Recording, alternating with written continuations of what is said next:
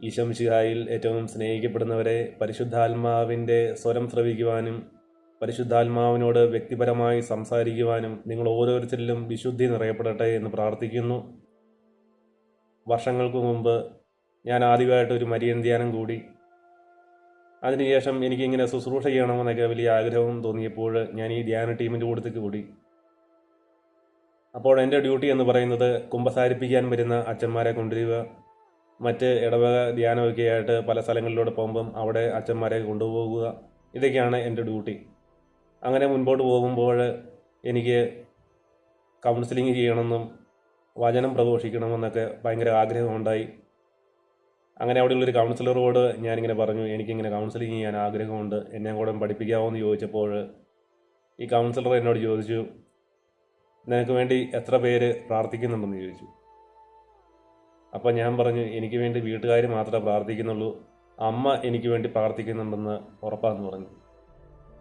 അപ്പോൾ ഈ കൗൺസിലർ എന്നോട് പറഞ്ഞു, ഈ കൗൺസിലർക്ക് വേണ്ടി അനേകം വൈദികരും അനേകം സിസ്റ്റേഴ്സും അൽമാരും ഒക്കെ ഒത്തിരി ആൾക്കാർ പ്രാർത്ഥിക്കുന്നുണ്ട്, അതുകൊണ്ടാണ് ഇങ്ങനെ കൗൺസിലിംഗ് ഒക്കെ ചെയ്തു പോകാൻ പറ്റുന്നത്. നീ വണ്ടി ഓടിക്കുമല്ലോ, അതുകൊണ്ട് ഈ വണ്ടി ഓടിച്ച് തന്നെ മുമ്പോട്ട് പോയാൽ മതി എന്ന് എന്നോട് പറഞ്ഞു. ഇത് കേട്ടപ്പോൾ എനിക്ക് വലിയ സങ്കടം തോന്നി. ഞാനന്നേരം പള്ളിയകത്ത് കയറി. അവിടെ വലിയൊരു മാതാവിൻ്റെ രൂപമുണ്ട്. ഞാൻ ആ മാതാവിൻ്റെ രൂപത്തിൻ്റെ മുമ്പ് പോയിരുന്നിട്ട് കരഞ്ഞ് സങ്കടത്തോടെ ഞാൻ മാതാവിനോട് പറഞ്ഞു, മാതാവ് എനിക്കിങ്ങനെ ആഗ്രഹമൊക്കെ ഉണ്ടല്ലോ, എന്നാൽ ഈ കൗൺസിലർ ഇങ്ങനെ പറഞ്ഞപ്പോൾ എനിക്ക് ഒത്തിരി സങ്കടമൊക്കെ ഉണ്ട് എന്നിങ്ങനെ മാതാവിനോട് ഞാനിങ്ങനെ സങ്കടം പറഞ്ഞപ്പോൾ മാതാവ് എന്നോട് പറഞ്ഞു, നീ ദുഃഖത്തിൻ്റെ ദിവസം ചൊല്ലി ഈശോയുടെ പീഡാസഹനങ്ങളെ ധ്യാനിച്ച് ശുദ്ധീകരണ ആത്മാക്കൾക്ക് വേണ്ടി ജപമാല ചൊല്ലി പ്രാർത്ഥിക്കുവാൻ പറഞ്ഞു. നീ വിശുദ്ധിയോടെ പ്രാർത്ഥിക്കുമ്പോൾ ഈ ശുദ്ധീകരണാത്മാക്കളെ സ്വർഗത്തിലേക്ക് കയറ്റിവിടുകയും അവർ സ്വർഗത്തിലിരുന്ന് നിനക്ക് വേണ്ടി മധ്യസ്ഥം വഹിച്ച് പ്രാർത്ഥിക്കുകയും ചെയ്യുമെന്ന് പറഞ്ഞപ്പോൾ എനിക്കറിയത്തില്ല, ഇതൊന്നും മാതാവ് പറയുന്നതെന്നൊന്നും എനിക്കറിയത്തില്ല. ഇത് എൻ്റെ തോന്നലൊക്കെയാണെന്നോർത്ത് ഞാനിങ്ങനെ ചിന്തിച്ച് മുമ്പോട്ട് പോകുന്നത്. എന്നാൽ ഞാൻ മറ്റുള്ളവരോട്, ഇത് അറിവുള്ളവരോട് ഞാനിങ്ങനെ ചോദിക്കുമ്പോൾ അവർ പറയും അത് നിൻ്റെ തോന്നലാണ് എന്നൊക്കെ പറഞ്ഞ് ഇതെന്നെ നിരുത്സാഹപ്പെടുത്തും. എന്നാൽ മുൻപോട്ടിങ്ങനെ പോയിക്കൊണ്ടിരിക്കുമ്പോൾ ഞാൻ ഈ ധ്യാന ടീമിൽ നിന്നെല്ലാം മാറി ഇങ്ങനെ വ്യക്തിപരമായിട്ടും ദിവ്യകാരുണ്യ സന്നിധിയിൽ ഇരുന്നൊക്കെ ഇങ്ങനെ പ്രാർത്ഥിക്കുവാൻ തുടങ്ങി.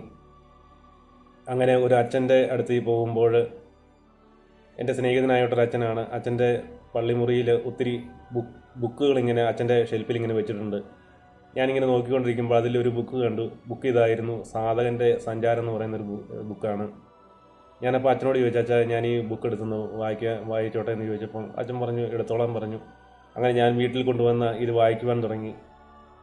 ഈ ബുക്കിൻ്റെ കണ്ടൻറ്റ് എന്ന് പറയുന്നത്, ഈ സാധകനായ ഒരു വ്യക്തി ദൈവത്തിൻ്റെ സ്വരം കേൾക്കുവാൻ വേണ്ടി, അല്ല ദൈവത്തോട് സംസാരിക്കുവാൻ വേണ്ടി ഇങ്ങനെ സഞ്ചരിച്ചുകൊണ്ടിരിക്കുകയാണ്. എവിടുന്ന് ഈ ഒരു അറിവ് കിട്ടുമെന്നറിയാൻ വേണ്ടി ഇങ്ങനെ സഞ്ചരിച്ചുകൊണ്ടിരിക്കുന്നു. അങ്ങനെ സഞ്ചരിച്ച് ഒരു കാട്ടിലെത്തിപ്പെട്ടു. അവിടെ ഒരു വൈദികൻ ഒരു ആശ്രമമൊക്കെ കെട്ടി ഇങ്ങനെ ഒറ്റയ്ക്കിരുന്ന് പ്രാർത്ഥിക്കുന്ന ഒരു വൈദികനെ കണ്ടുമുട്ടി.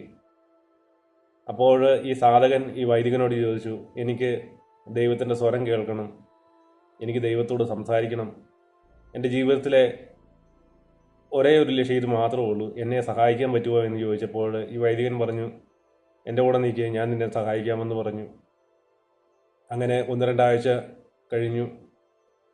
ഒരു ദിവസം വൈകുന്നേരം ഭക്ഷണം കഴിച്ചുകൊണ്ടിരിക്കുമ്പോൾ ഈ സാധകൻ പറഞ്ഞു, ഞാനിവിടെ വന്നിട്ട് ഈ 2 ആഴ്ച കഴിഞ്ഞു, എനിക്കൊരു മാറ്റവും സംഭവിച്ചിട്ടില്ല, ഞാനതുകൊണ്ട് പ്രഭാതത്തിൽ മറ്റൊരു സ്ഥലത്തേക്ക് ഞാൻ യാത്രയാകുമെന്ന് പറഞ്ഞപ്പോൾ ഈ വൈദികൻ ഈ സാധകനോട് പറഞ്ഞു, ഞാനൊരു വചനം പറഞ്ഞു തരാം, ഈ വചനം നീ ഇന്ന് കിടക്കുന്നതിന് മുമ്പ് ഒരു 50 തവണ ചൊല്ലണം, അതിനുശേഷം പിറ്റേ ദിവസം ഒരു 100 തവണയാക്കണം, അതിനുശേഷം ഒരു 200 ആക്കണം, അതിങ്ങനെ എണ്ണം കൂട്ടിക്കൂട്ടി കൊണ്ടുവരണമെന്ന് പറഞ്ഞു. വചനം ഇതായിരുന്നു, കർത്താവായ യേശുക്രിസ്തുവേ, ദാവീദിൻ്റെ പുത്ര, പാപിയായി നിൽക്കനിയണമേ. ഇത് പറഞ്ഞപ്പോൾ ഈ സാധകൻ ആദ്യ ദിവസം 50 ചൊല്ലി, രണ്ടാമത്തെ ദിവസം 100 ആക്കി, മൂന്നാമത്തെ ദിവസം 200 ആക്കി. അങ്ങനെ 1-2 ആഴ്ച കഴിഞ്ഞപ്പോൾ ഈ സാധകന് വലിയ മാറ്റമൊന്നും സംഭവിച്ചില്ല. അങ്ങനെ ഒരു ദിവസം രാത്രിയിൽ ഭക്ഷണം കഴിച്ചുകൊണ്ടിരിക്കുമ്പോൾ ഈ സാധകൻ വൈദികനോട് പറഞ്ഞു, എനിക്കൊരു മാറ്റവും സംഭവിച്ചിട്ടില്ല, ഞാൻ ഈ വചനമൊക്കെ ഏറ്റു പറയുന്നുണ്ട്, പക്ഷേ എനിക്കൊരു മാറ്റവും സംഭവിച്ചിട്ടില്ല, അതുകൊണ്ട് ഞാൻ ദയവായിട്ട് ഞാനിവിടുന്ന് പോവുകയാണ് എന്നൊക്കെ പറഞ്ഞപ്പോൾ ഈ വൈദികൻ ഈ സാധകനോട് ചോദിച്ചു, നീ എന്നോട് സംസാരിച്ചു കൊണ്ടിരിക്കുമ്പോൾ നിൻ്റെ ഹൃദയത്തിൻ്റെ ഉള്ളിൽ നിന്ന് ഈ വചനം നിനക്ക് കേൾക്കാൻ പറ്റുന്നുണ്ടോ എന്ന് ചോദിച്ചു.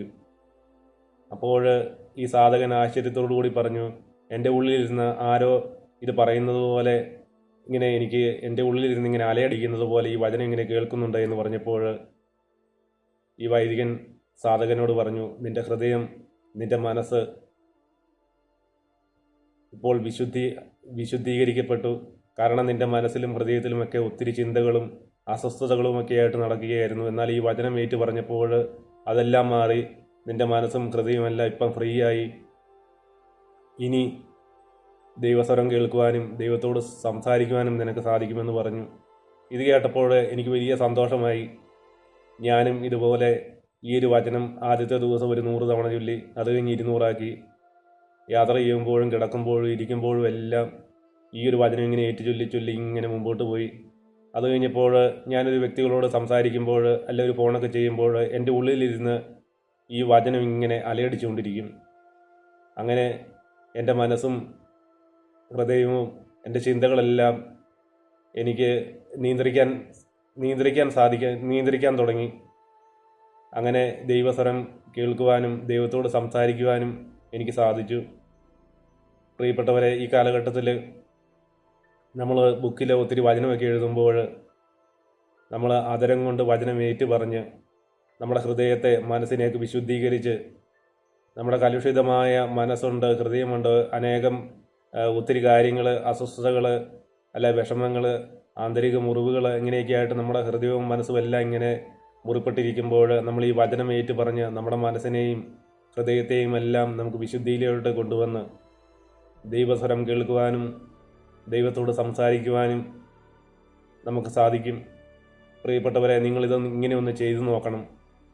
നമ്മൾ അനുഗ്രഹങ്ങൾക്ക് വേണ്ടി ഒത്തിരി വചനം എഴുതുമ്പോൾ ഈ അനുഗ്രഹങ്ങളൊക്കെ നമുക്ക് നൽകുന്ന ഈ ദൈവത്തോട് വ്യക്തിപരമായിട്ട് സംസാരിക്കണമെന്നുള്ള ആ ഒരു ആഗ്രഹം മനസ്സിൽ വെച്ചുകൊണ്ട് നിങ്ങൾ ഈ വചനം ഒന്ന് ഏറ്റുചൊല്ലി പ്രാർത്ഥിക്കണം.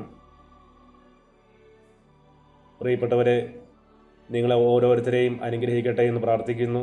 പരിശുദ്ധാത്മാവിൻ്റെ ഉന്നതമായ കൃപാവരങ്ങളാൽ നിങ്ങൾ ഓരോരുത്തരും നിറയപ്പെടട്ടെ.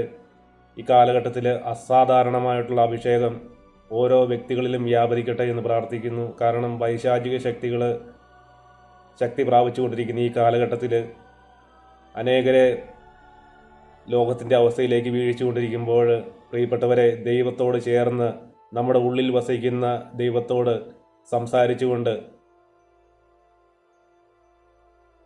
ഒരാത്മീയ ജീവിതത്തിലും ഭൗതിക ജീവിതത്തിലും അനുഗ്രഹമുള്ളവരായിട്ട് മാറുവാൻ, അഭിഷേകമുള്ളവരായിട്ട് മാറുവാൻ നിങ്ങൾ ഓരോരുത്തരെയും അനുഗ്രഹിക്കട്ടെ എന്ന് പ്രാർത്ഥിക്കുന്നു. പരിശുദ്ധ അമ്മ മാതാവിൻ്റെ മാധ്യസ്ഥവും വിശുദ്ധ മിഖായേൽ ദൂതൻ്റെ സംരക്ഷണവും നിങ്ങൾ ഓരോരുത്തരോടും കൂടെ ഉണ്ടായിരിക്കട്ടെ എന്ന് പ്രാർത്ഥിക്കുന്നു. Ave Maria, hallelujah, praise the Lord.